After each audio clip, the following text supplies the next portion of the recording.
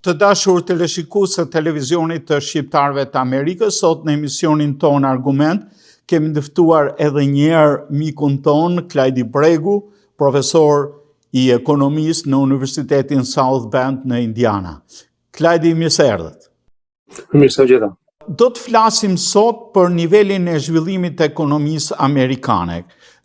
Disa ditë më parë u njoftuan të dhënat mbi papunësinë në Shtetet e Bashkuara dhe u pa se ka një rritje të nivelit të punësuarve. A është kjo një rritje reale apo është një, duke marrë statistika të pjesshme, duket sikur është një rritje e posaçme, që tregon dhe zhvillimin ekonomik, se nga ana tjetër kemi pasur edhe vlerësimet të indekseve të ndryshme si Dow me 50.000 edhe të tjerat kanë pasur një rritje. Okej, atëherë nëse shkojmë tregun e punës, ajo që ne shohim ka të bëjë me varet nga mënyra se si e shikojmë. Pra, numri i vendeve të punës që janë shtuar gjatë vitit kaluar nuk ka qenë shumë i lartë, pra kemi shtuar rreth 180.000, 200.000 vende pune gjatë gjithë vitit, që është një numër i ulët, kemi rreth 10-15.000 mesatarisht çdo muaj. Normalisht kjo është një numër shumë i ulët Shtetet e Bashkuara, por në qoftë se shohim çfarë po ndodh me nivelin e papunësisë, nuk kemi ndonjë rritje në nivelin e papunësisë, ka mbetur aty rreth 4.3%, domethënë kemi patur diku 4 deri në 5%, nuk është se ka ndryshuar shumë, që do të thotë që jemi në një situatë ku nuk kemi hequr shumë nga puna, por edhe nuk kemi shtuar shumë nga puna dhe gjatë vitit kaluar, si thua, bizneset kanë qenë në një sifar paralize në kuptimin që as nuk donin të merrnin në punë, por as nuk donin të ishin nga puna për shkak të shumë paqartësive që ata kanë patur me politika të ndryshme që ndodhin. Dhe kjo është situata që kemi patur. Njëkohësisht kemi patur një rritje të mirë ekonomike në krahasim me atë që pritej të paktën. Nëse kur rikujtojmë bisedat tona që kemi bërë një vit para, kur filluan të jepeshin ato për tarifat që presidenti Trump do të vende, sidomos rreth prillit kur kemi folur, besoj, kemi folur që mund të kishim edhe një recesion. Normale, tarifat nuk u implementuan ashtu siç u fol në 2 prill të vitit 2025, dhe ekonomia vazhdoi të rritej shumë më mirë se çfarë pritej. Do shikojmë përfundimin, po ka shumë mundësi do të rritet mbi 2%, rreth 2.5 ndoshta, që është një rritje e kënaqshme, jo e keqe, por nga ana tjetër nuk kemi rritje të punësimit të madh të paktën. A mund të ndodhë që edhe si shpjegohet nga ana tjetër që kompanitë të mëdha si Amazon po pushojnë nga puna? Janë gjëra normale, pjesë e biznesit. Problemi është kur ndodh në shumë, domethënë, është e vërtetë kjo, ajo që po ndodh është që në këtë janar, që nga, nëse nuk gabohem, ka shumë vite të paktën, ka 10-15 vjet që nuk kishim parë një paralajmërim për heqje nga punë në këto përmasa që u bë këtë janar. Pra kemi patur shumë kompani që kanë thënë që do të heqin nga puna shumë njerëz. Për momentin nuk duket që njerëzit jemi ekonomistë që merren direkt me këto gjëra të shqetësuar shumë për këtë gjë. Janë pjesë të procesit normal, kanë kompani që ristrukturohen, një pjesë ajo që ndodhi jashtë pas Covidit, një pjesë të kompanive morën shumë njerëz në punë dhe janë në atë procesin e përshtatjes ende, po përshtaten me tregun e ri. Pak mund të ketë ndikim edhe AI, po me çfarë kanë parë, nuk do të besoj se ka ndonjë ndikim të madh inteligjenca artificiale. Por për momentin nuk është se duket ndonjë problem i madh, se njëkohësisht ato që ndodh do të kuptohet, ato ishin si të themi, jemi thjesht që këto kompanitë vendosën që do të heqin nga puna. Por nëse shkojmë sa vende pune krijuam në muajin janar, të paktën numri që kemi për momentin, sepse këta numra do të kemi parasysh gjithmonë këta rishikohen, po për momentin patëm një numër shumë të madh, shumë të kënaqshëm, 130.000 vende pune. Keni parasysh, sapo tham që i vitin që kaloi mesatarisht shtuam 15.000 vende pune në afërsisht 15.000 vende pune në muaj. Ndërkohë që muaji janar ishte 130.000. Megjithatë, muaji janar do të rishikohet, ndoshta nuk do të jetë, unë jam i sigurt që nuk do të jetë 130, gjithsesi është shumë i madh, edhe nëse do të ishte gjysma e tij nuk do të ishte keq. Prandaj nuk është se është një problem i madh kjo ato që kanë folur të paktën për momentin. Nëse vazhdon, patjetër që mund të bëhet problem. A mendoni ju se ju e përmendët që futja e AI, sidomos në tregun e futjes së të dhënave në sistemet e ndryshme, që mund të ketë eliminuar punonjës student ose intern që merren me punën e parë, punët e thjeshta. A mund të ketë ndikuar kjo në përgjithsisht në tregun e punës, apo shihet si shqetësim, por aktualisht nuk po bën problem? Është e vështirë për të thënë, për momentin është diçka shumë e shpejtë, shumë e re, domethënë, dhe nuk besoj se ka patur një ndikim shumë të madh. Megjithatë ajo që thoni ju është e drejtë, sepse ajo që shohim papunësia për ata që sapo janë diplomuar, është në nivele shumë të larta. Nuk e mbaj mend fiks statistikën, është 89% më duket, ndërkohë që papunësia për gjithë popullsinë është 4.3. Pra është më shumë se rreth 2 fishë, se pak më shumë se 2 fishin. Që do të thotë që ka një nivel të ngritur papunësisë, ka një vështirësi që po aset shumë nga student për të gjetur punë. Unë para pak ditësh në fakt po dëgjoja një Bloomberg besoj ishte, kishin intervistonin një student nga Harvardi, dhe nuk po gjente punë. Është domethënë nuk është gjë e vogël, domethënë është një gjë në universitetet më të vogla patjetër, por në universitet nga Harvardi dhe po kishte probleme për të gjetur punë, është diçka që po ndodh. Pjesërisht patjetër që mund të jetë AI, por nuk besoj sepse është vetëm AI, besoj që një pjesë e asaj është edhe fakti që shumë biznese, si thua, pezulluan çdo gjë gjatë vitit kaluar. Dhe një fundit që dëgjova sot për shembull, ishte që në Davos, në takimin në Davos, shumë kompani folën që vitin e kishin thënë në mënyrë private apo edhe në mënyrë publike që gjatë vitit kaluar ishte një farë pezullimi të gjërave, domethënë nuk donin marrin vendime të rëndësishme për këtë punë, ndërsa këtë vit besoj që do të ndryshojnë, kështu që shpresa është që këtë vit do fillojnë të punësimet. Vije të re në mundu aspektin ekonomik, po vije të re në debatet politike që akuzojnë për të ashtu quajturin affordability, pra aftësinë për të përballuar jetën për punonjësit e thjesht, nivelin e lartë të tarifave. A kanë influencuar tarifat në çmimet e mallarve të konsumit? Po patjetër që kanë influencuar deri diku. Problemi është që problemi më i madh që ne kemi sot është i akumulimi, nuk është problemi vetëm i tarifave.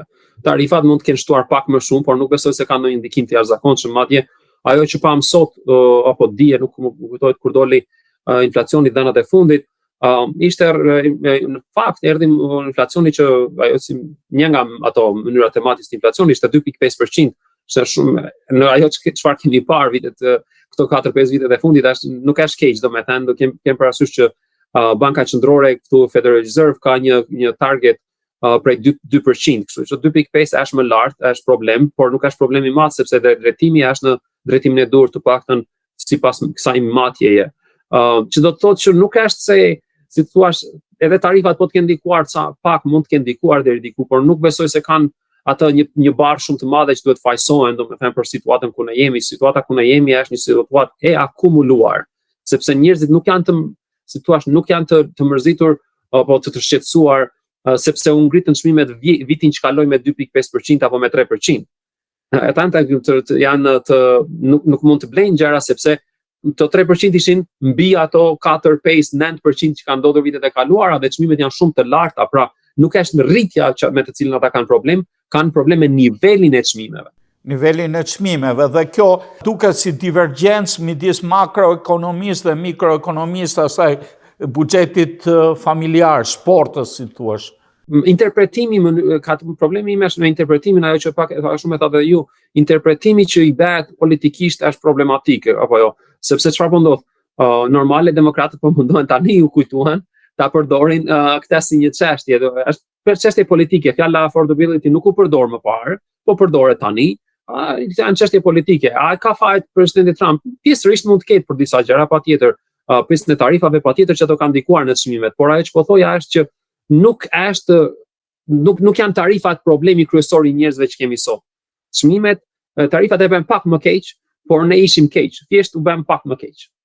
Në këtë themi në këtë mënyrë. Po edhe produktet që janë atakuar nga tarifat, edhe nga demokratat përmenden vetëm 2, përmenden bananet edhe kafeja, pra janë produkte që vinë nga Meksika apo nga vendet e Amerikës Latine, dhe nuk përmenden produkte tjera, ndërkohë po vjet re një boom, një rritje të indekseve të ndryshme si Dow apo të tjera në bursë që tregon që ekonomia është në drejtimin e duhur?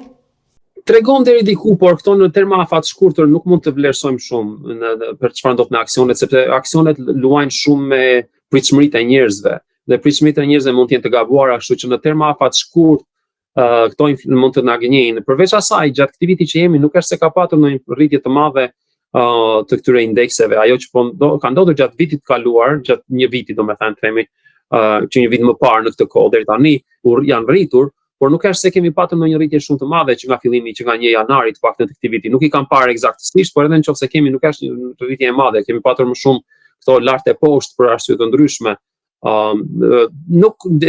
Aksionet nuk duhen përdorur shumë si tregim I gjendjes ekonomike në përgjithësi, në terma afat shkurtër, në terma afat gjatë normale ato janë të lidhura sepse janë ekonomia. Nëse ekonomia nuk del mirë, edhe kompanitë nuk do dalin mirë, kështu që aksionet do jenë poshtë.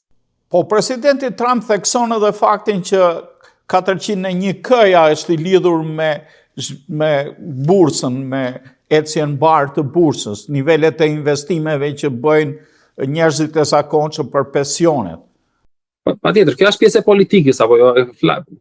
Presidenti Trump është një politikan, ai mundohet të godasë aty ku njerëzit ju dhe më shumë si thua dhe përdor politikën e tij, por politikanët edhe përgjithësi nëse unë të paktën mënyra si e shikoj unë është që I dëgjoj çfarë thonë dhe duhet të jemi shumë të kujdesshëm për të marrë atë që ata thonë si të mirëqenë, sepse thjesht shpeshherë është një interpretim I tyre, shpeshherë janë statistika të zgjedhura të tyre.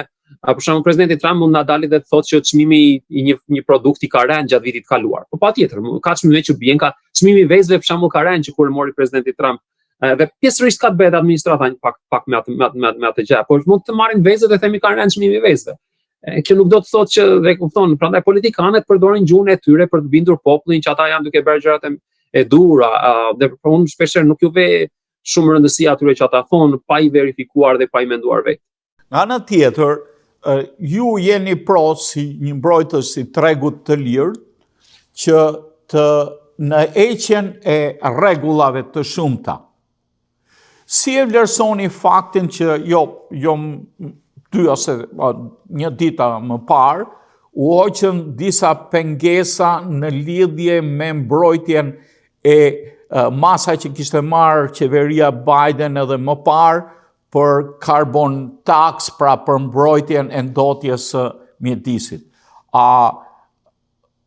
E shtyn kjo ekonominë përpara, se unë pash presidentin edhe me punonjësit e qymyr gurit dhe fakti ishte që këtë dimër kaq të ashpër polar me -40 gradë këtu në Michigan Fahrenheit u kalua pa shqetësime të mëdha të sistemit energjetik. Dhe dikush e lidhi këtë me faktin që sistemi energjetik duhet matur në kulmet e veta, kur në kulmin ku kishte nevojë për energji, atëherë në sajt e energjisë që bazohet te qymërguri apo tek centralet bërthamore, nuk pati çrregullime në treg, edhe megjithëse Amerika ngrohen kryesore e ka në bazë të gazit natyror. Si e vlerësoni këto? Shiko, është një problem jashtëzakonisht komplekse, sepse po të kemi parasysh ka një diçka problem që po ndodh me ndryshimin, le të themi, edhe asaj që quhet ndryshimi I klimës, nganjëherë quhet ngrohje globale, tani është ndryshuar, dhe quhet ndryshimi I klimës sepse nganjëherë kemi vite si ky tani dhe themi ku është ngrohja globale, është pjesë e politikës atyre që I përdorin këto gjëra deri diku të egzageruara. Me aq pak sa kam kuptoj unë, ka një farë ngrohje deri diku, ka një farë problemi që mund të jetë potencialisht diçka që ne duhet ta adresojmë, që do të thotë që duhet patur kujdes balanca. Megjithatë, besoj që administrata në përgjithësi ndoshta e kanë tepruar deri diku me ato që kanë bërë. Nuk di të them nëse kjo që po bën presidenti Trump nuk është teprim në anën e tjetër. Ajo që besoj unë do të ndodhi është që e mira do të ishte që këto gjërat vendoshin të paktën në treg një pjesë, sepse çfarë ndodh, ne nuk do të subvencionojmë për shembull themi qymyrin, nuk do të subvencionojmë naftën, nuk do të në njëkohësisht mos subvencionojmë as panelet diellore apo prodhimin e energjisë nëpërmjet erës. Në qoftë se një biznes privat e gjen të arsyeshme dhe është e përfitueshme që ai të blej të prodhojë energji elektrike nëpërmjet erës, ka disa normale, disa rregulla deri diku mund të ndiqen, por besoj që do të jetë e tolerueshme që ai ta bëj. Le ta shesin në tregun e lirë dhe të fitojë dhe të vazhdojë. Por jo ta subvencionojmë ne, mos subvencionojmë makinat elektrike në njëkohësisht. Besoj sepse këto krijojnë ineficiencë. Megjithatë, kjo që po them duhet patur kujdes, sepse në qoftë se vërtet kemi një problem nga ana klimatike dhe të themi për 30 apo 100 vjet do të kemi problem, atëherë duhet patur kujdes. Megjithatë, unë nuk mund ta vlerësoj dot këtë. Ajo që mund të them është që heqja e rregullave patjetër do të ndihmojë ekonominë, zhvillimin ekonomik. Më pak rregulla është një kosto më ulët. Nga ana tjetër thuhet që energjia e erës dhe energjia diellore përbëjnë vetëm 2 deri në 3% të energjisë totale të Shteteve të Bashkuara. Po, patjetër, për momentin ajo mund të jetë, por kjo edhe ajo ndoshta është shumë ose është pak, nuk e di. Problemi është që ne nuk, pra aq kohë sa nuk jemi në treg të lirë, ne nuk mund ta dimë sa duhet e sa ç'është. Nëse ajo 2-3% është atje sepse është subvencionuar nga shteti, atëherë nuk po them që është gabim, por nuk e di, nuk është e kërkuar nga njerëzit. Të paktën në kërkuar kur flas e kërkuar nga njerëzit, nuk është e kërkuar nga njerëzit nga ato që nxjerrin nga xhepi, jo nga ajo fleta që futin kutinë e votimit, se janë dy gjëra të ndara. Unë preferoj të marr atë që nxjerrin nga xhepi më shumë si të dhënë çfarë njerëzit duan, sesa ata që futin në kutinë e votimit. Unë një problem tjetër e shoh se dëgjoj lajme mbi çmimin e karburanteve, më saktë të benzinës, dhe thonë që në disa shtete është nën $2, kurse këtu në Michigan çmimi më i ulët që kam parë unë ka qenë 2.37, sot është 2.77 për shembull. Si shpjegojnë këto? Ose në Kaliforni është shumë më tepër çmimi? Këto kanë të bëjnë me taksat lokale në përgjithësi. Shtetet e ndryshme kanë taksat ndryshme dhe Kalifornia, arsyeja pse Kalifornia ka çmime aq të larta është patjetër kryesorja është taksat. I kanë vënë taksa shumë të larta naftës atje. Shpesh shtetet e përdorin si mënyrë për të mbledhur të ardhura, por njëkohësisht po kjo përdoret në Kaliforni, shteti si Kalifornia përdoret edhe për të ndikuar në këto ndryshimet klimatike që sapo folëm pak më parë.